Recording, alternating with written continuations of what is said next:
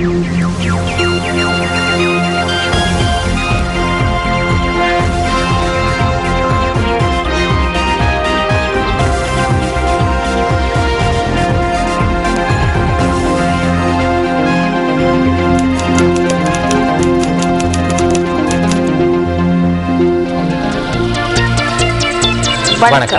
இது நியூஸ் ஃபர்ஸ்டின் பிரதான செய்தி. உங்களோடு இணைந்து கொள்வோர் சந்திரிகா ஆறுமுகம், ரியாஸ் ஹாரிஸ். இன்றைய விரிவான செய்திகளுக்கு செல்லும் முன்னர் தலைப்புச் செய்திகள். கூட்டமைப்பின் 4 உள்ளூராட்சி மன்றங்களின் வரவு செலவு திட்டம் தோல்வி, 2 தலைவர்கள் பதவி விலகல்.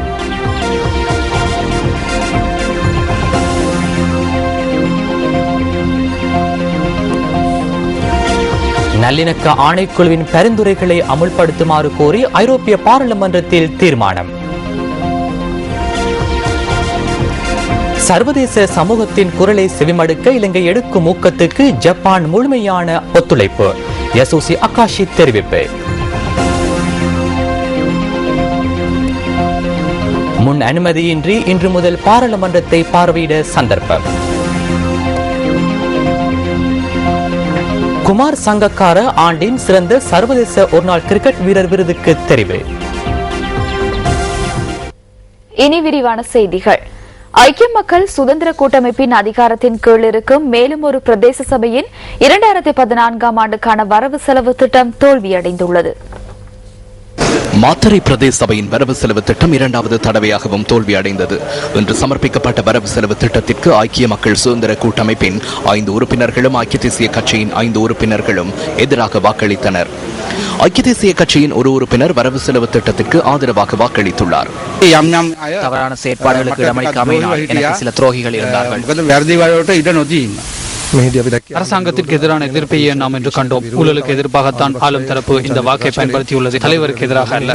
பின்னர் போலீசாரின் பாதுகாப்போடு வரவு செலவு திட்டத்திற்கு எதிராக வாக்களித்த ஆளும் தரப்பு உறுப்பினர்கள் சபையிலிருந்து வெளிநடப்பு செய்தனர். பின்னர் பிரதேச சபை ஊழியர்கள் சிலர் சபை தலைவருக்கு ஆதரவு தெரிவித்து ஆர்ப்பாட்டத்தில் ஈடுபட்டனர். வரவு செலவு திட்டத்தை நோக்கினால் அது வெறுமனே எழுதப்பட்ட ஒன்று. தலைவரால் முன்வைக்கப்பட்ட வரவு செலவு திட்டத்தில் குறிப்பிடப்பட்டுள்ள விடயங்கள் என்னவென்று அவருக்கே தெரியாது. எமது உறுப்பினர்களை பணம் கொடுத்து கொள்வனம் செய்ய முயன்றார். இதேவேளை கஸ்பாவ நகரசபையின் வரவு செலவு திட்டம் 2வது தடவையாக இன்றும் தோல்வியடைந்துள்ளது. எதிர்க்கட்சி உறுப்பினர்கள் 7 பேருடன் உப தலைவரும் ஆளும் கட்சி உறுப்பினர்கள் 2 வரவு செலவு திட்டத்திற்கு எதிராக வாக்களித்துள்ளனர். பென்தோட்ட பிரதேச சபையின் 2014ஆம் ஆண்டுக்கான வரவு செலவு திட்டம் 4 வாக்குகளால் இன்று தோல்வியடைந்தது. இன்று மேற்கொள்ளப்பட்ட ரகசிய வாக்கெடுப்பின் போது ஆதரவாக 4 வாக்குகளும் எதிராக 8 வாக்குகளும் அளிக்கப்பட்டிருந்தன. மெதவாச்சி பிரதேச சபையின் 2014ஆம் ஆண்டுக்கான வரவு செலவு திட்டம் 3 வாக்குகளால் இன்று தோல்வியடைந்தது. எதிர்க்கட்சி உறுப்பினர்கள் 2 ஆளும் கட்சி உறுப்பினர்கள் 4 பேர் வரவு செலவு திட்டத்திற்கு எதிராக வாக்களித்துள்ளனர். மெதவாச்சி பிரதேச சபையின் உப தலைவர் உட்பட மேலும் 3 ஆளும் கட்சி உறுப்பினர்கள் வரவு செலவு திட்டத்திற்கு எதிராக வாக்களித்துள்ளனர். ஐக்கிய மக்கள் சுதந்திர கூட்டமைப்பின் அதிகாரத்தின் கீழ் உள்ள 4 உள்ளூராட்சி மன்றங்களின் தலைவர்களுக்கு வரவு செலவு திட்டம் 2 தடவைகள் தோல்வியடைந்தமையால் தமது பதவியை இழக்க வேண்டி ஏற்பட்டது. பாலியகுட நகரசபை, ராஜாங்கன, மீரிகம, அம்பிலிபிட்டிய, அலவு ஆகிய பிரதேச சபைகளில் வரவு செலவு திட்டம் தோல்வியடைந்தமையால் இவ்வாறு தமது பதவிகளை இழக்க வேண்டிய நிலை ஏற்பட்டது. அத்துடன் உடுதும்புர, வத்தல, கஸ்பாவ, போப்பே, பொத்தல, ஹோமாகம போன்ற ஐக்கிய மக்கள் சுதந்திர கூட்டமைப்பின் அதிகாரத்தின் கீழ் உள்ள உள்ளூராட்சி மன்றங்களின் வரவு செலவு திட்டம் 1வது வாசிப்பில் தோல்வியடைந்தது. இதேவேளை வத்தலை பிரதேச சபையின் உபத்தலைவரும் ஆளும் கட்சி உறுப்பினர் ஒருவரும் இடைக்கால தடை உத்தரவு ஒன்றை கோரி வத்தலை நீதிவான் நீதிமன்றத்தில் மனு தாக்கல் செய்துள்ளனர். වත්තල ප්‍රදේශ සභාවේ අයවැය පළවෙනි වර කියවීම ඒකෙදී වැඩි ඡන්ද 3කින් வத்தலை பிரதேச சபைக்கான வரவு செலவு திட்டம் 1வது வாசிப்பு 4ஆம் தேதி ஆரம்பமானது. அதில் 3 வாக்குகளால் வரவு செலவு திட்டம் தோல்வி அடைந்தது. எதிர்வரும் செவ்வாய்க்கிழமை 17ஆம் தேதி 2ஆம் வாசிப்பு ஆரம்பமாகின்றது. இந்த விடயத்தை அரசியல் ரீதியில் தீர்ப்பதற்கு தலைவர் முயற்சிக்காமல் அச்சுறுத்தல்களை மேற்கொண்டு தீர்ப்பதற்கு முயற்சித்தமையால் நீதவான் நீதிமன்றத்தில் மனு ஒன்றை தாக்கல் செய்துள்ளோம்.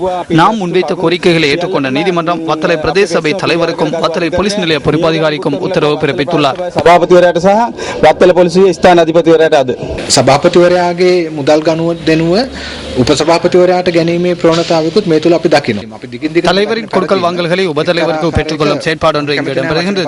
ஒரு வகையில் பதவி இலக்காக கொண்ட துரோக செயற்பாடு இது முழு நாட்டிலும் முன்னெடுக்கப்பட்டால் நாட்டின் பிரதேச நிர்வாக கட்டமைப்பு வீழ்ச்சி அடையும். 3 பெரும்பான்மையுள்ள அரசாங்கமானாலும் பிரதேச சபை ஒன்றில் வரவு செலவு திட்டம் ஒன்றை நிறைவேற்ற முடியாது போயுள்ளது. ලක් වෙන්න පුළුවන්. 3න් 2ක බලයක් හිමි රජයක උනත් ප්‍රාදේශ සභාවක අයවැය සම්මත කරගන්න බැරි තත්වයකට මේ රජය පත් වෙලා තියෙනවා. நீதிச்சேவை அதிகாரிகளின் வருடாந்த பொதுக்கூட்டம் மற்றும் மாநாடு என்பன கொழும்பில் இன்று நடைபெற்றன. நீதி அமைச்சர் ரவுப் ஹக்கீம் மற்றும் பிரதம நீதியரசர் மொஹான் பீரிஸ் ஆகியோரின் தலைமையில் இந்த நிகழ்வுகள் இடம்பெற்றன. நீதிச்சேவை அதிகாரிகள் சங்கம் மாவட்ட மற்றும் நீதவான் நீதிமன்ற நீதிபதிகள் இதில் பங்கேற்றிருந்தனர். நீதிமன்றத்தின் பொறுப்புகள் மற்றும் எதிர்கால சவால்கள் என்ற துணைப்பொருளின் கீழ் இந்த மாநாடு இடம்பெற்றது.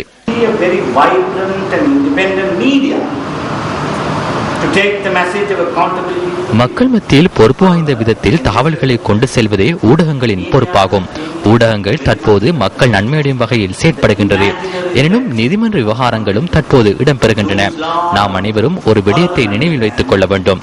நீதிமன்றத்தின் கௌரவத்துக்கு குந்தகம் ஏற்படாத வகையில், அதற்கு அச்சுறுத்தல் ஏற்படாத வகையிலும் ஊடகங்கள் செயற்படுவது அதன் பொறுப்பாகும்.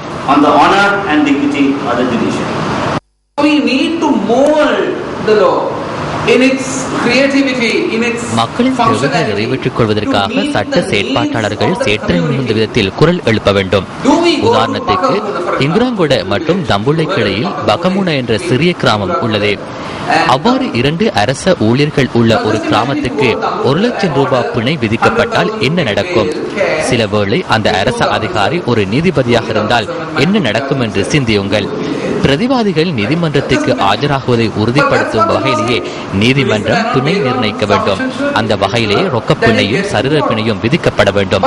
பகமுன பகுதியின் சிலர் ஒருபோதும் அங்கிருந்து வெளியேறியிருக்க மாட்டார்கள்.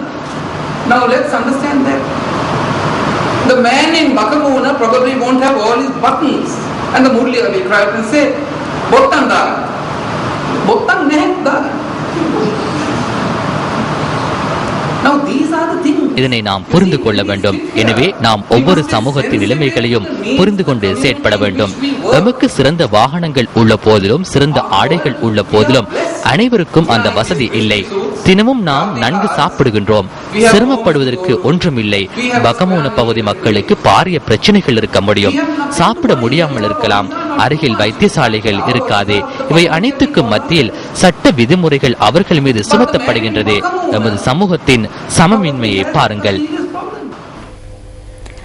சர்வதேச சமூகத்தின் குரலை செவிமடுப்பதற்கான இலங்கையின் ஊக்கத்துக்கு ஜப்பான் முழுமையான ஒத்துழைப்புகளை வழங்குவது அவசியம் என ஜப்பானின் விசேட பிரதிநிதி யசோசி அக்காஷி தெரிவித்துள்ளார். கொழும்பில் இன்று நடைபெற்ற ஊடகவியலாளர் சந்திப்பிலேயே அவர் இதனை குறிப்பிட்டுள்ளார். It is a strong hope of Japan. இலங்கையை பலவந்தமாக தமது எண்ணங்களுக்கு உள்வாங்க சர்வதேச சமூகம் நடவடிக்கை எடுக்கக்கூடாது என ஜப்பான் நம்புகிறது. இலங்கை அரசாங்கத்துடனும் இலங்கை வாழ் மக்களுடனும் நாம் ஒத்துழைப்புடன் நடவடிக்கைகளை முன்னெடுக்க வேண்டும். எனினும் சர்வதேச சமூகத்தின் குரலை செவிமடுப்பதற்கான இலங்கையின் ஊக்கத்திற்கு ஜப்பான் முழுமையான ஒத்துழைப்புகளை வழங்குவது அவசியமாகிறது. சர்வதேச சமூகம் பிரதிநிதித்துவப்படுத்தும் மனித உரிமை பேரவையை செவிமடுக்க வேண்டும். To the Human Rights Council, representing international community. கற்றுக்கொண்ட பாடங்கள் மற்றும் நல்லிணக்க ஆணைக்குழுவின் பரிந்துரைகளை முழுமையாக நடைமுறைப்படுத்துமாறு இலங்கை அரசாங்கத்தை வலியுறுத்தி ஐரோப்பிய பாராளுமன்றத்தில் தீர்மானம் ஒன்று நிறைவேற்றப்பட்டுள்ளது. முதற் தடவையாக வடமாகாண சபைக்கு தேர்தல் நடத்தப்பட்டமை தொடர்பிலும் சமாதானம் நிலைநாட்டப்பட்டமை குறித்தும் மகிழ்ச்சி அடைவதாக ஐரோப்பிய பாராளுமன்றம் விடுத்துள்ள அறிக்கையில் தெரிவிக்கப்பட்டுள்ளது. எவ்வாறாயினும் மோதல் இடம்பெற்ற பகுதிகளில் ராணுவ பிரசன்னம் காணப்படுகின்றமை தொடர்பில் பரிசீலனை செய்ய வேண்டியுள்ளதாக அந்த அறிக்கையில் சுட்டிக்காட்டப்பட்டுள்ளது. இலங்கையில் அச்சுறுத்தல் விடுக்கப்படுகின்றமை மற்றும் மனித உரிமைகள் மீறப்படுகின்றமை குறித்து அவ்வப்போது தகவல்கள் பதிவாவதாகவும் ஐரோப்பிய பாராளுமன்றம் குறிப்பிட்டுள்ளது. இதற்கமைய கற்றுக்கொண்ட பாடங்கள் மற்றும் நல்லிணக்க ஆணைக்குழுவின் பரிந்துரைகளை செயற்படுத்துவதற்கான நகர்வுகளை மேலும் வலுப்படுத்த வேண்டும் என ஐரோப்பிய பாராளுமன்றம் விடுத்துள்ள அறிக்கையில் வலியுறுத்தப்பட்டுள்ளது.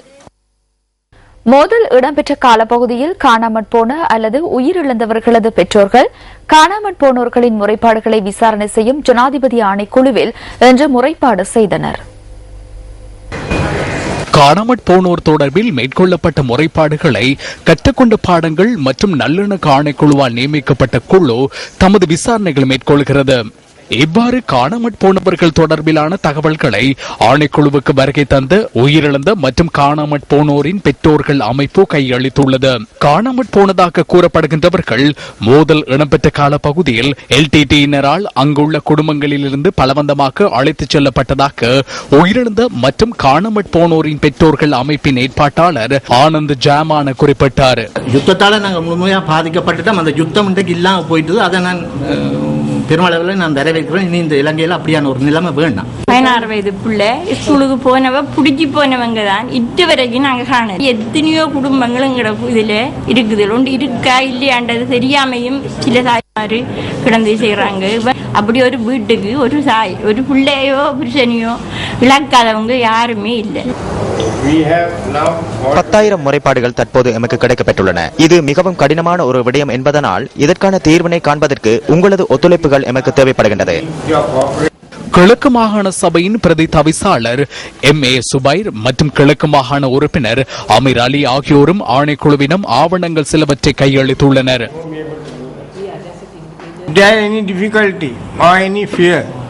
காணாமற் போனோர் தொடர்பான தகவல்கள் தொடர்பில் ஏதேனும் அச்சமோ அல்லது பிரச்சனைகளோ இருக்குமாயின் தயவு செய்து எமக்கு அறிவியுங்கள்.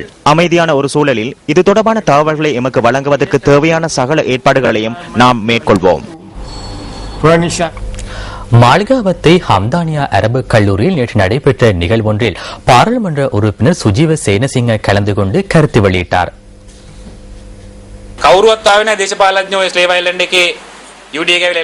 கொம்பனி தெருவில் மாநகர சபையினால் வீடுகள் அப்புறப்படுத்தப்படுகின்ற வேளையில் எந்த ஒரு அரசியல்வாதியும் வரவில்லை. குறிப்பாக இந்த வழக்கு தொடர்பில் மேயர் கதைத்திருக்கலாம். எனினும் அந்த இடத்திற்கு மேயர் வரவில்லை. சில சந்தர்ப்பங்களில் அவர் அரசாங்க தரப்பு சார்பாக கடமையாற்றுகின்றார். கொம்பனி தெரு வழக்கை நான் வாதிட எடுத்தேன். நீதிமன்ற தீர்ப்பை நாம் ஏற்றுக்கொள்ள வேண்டும். இந்த தீர்ப்பை ஏற்றுக்கொள்ளுமாறு அழுத்தம் விடுக்கப்படுகின்றது. அந்த இடத்திலேயே வீடுகளை நிர்மாணித்துக் கொடுப்பதற்கு நீதிமன்றத்தில் உறுதி வழங்கப்பட்டது. அதேபோன்று சொகுசான தொடர்மாடி வீடுகளை வழங்குவதாகவும் கூறப்பட்டது. இருக்கின்ற ஆட்களை விடவும் அதிகமானோருக்கு வழங்கப்படும் என கூறப்பட்டது. அதற்கு விரும்பாதவர்களுக்கு நட்டை ஈட்டை வழங்குவதாகவும் நீதிமன்றத்தில் உறுதியளிக்கப்பட்டது. பாரியதொரு போராட்டம். அந்த மக்கள் அந்த இடத்திலிருந்து அப்புறப்படுத்தப்பட்டால் அவர்கள் பல்வேறு பிரச்சனைகளை எதிர்நோக்குவார்கள். இந்த இடம் கட்டாயமாக அவர்களுக்கு வழங்கப்பட வேண்டும் என நீதிமன்றம் உத்தரவு பிறப்பித்துள்ளது. வெவ்வேறான அரசியல்வாதிகள் இந்த சம்பவம் குறித்து வெவ்வேறான கருத்துக்களை தெரிவிக்கின்றனர். கருவா புல்லு அரசியல்வாதிகளும் எமது கட்சிக்குள் இருக்கின்றனர். செயற்திறன் மிக்கவர்களும் இருக்கின்றனர். அரசாங்கத்துக்கு ஒத்துழைப்புகளை வழங்குவதற்காக இந்த வழக்கை நிறைவு செய்து கொண்டதாக அவர்கள் கூறுகின்றனர். எமக்கு அவ்வாறு நிறைவு செய்ய முடியாது. බංකොලොත් කට්ටිය ඒ කට්ටිය කියලා තියෙනවා මම ආණ්ඩුවට සහයෝගය දක්වන්න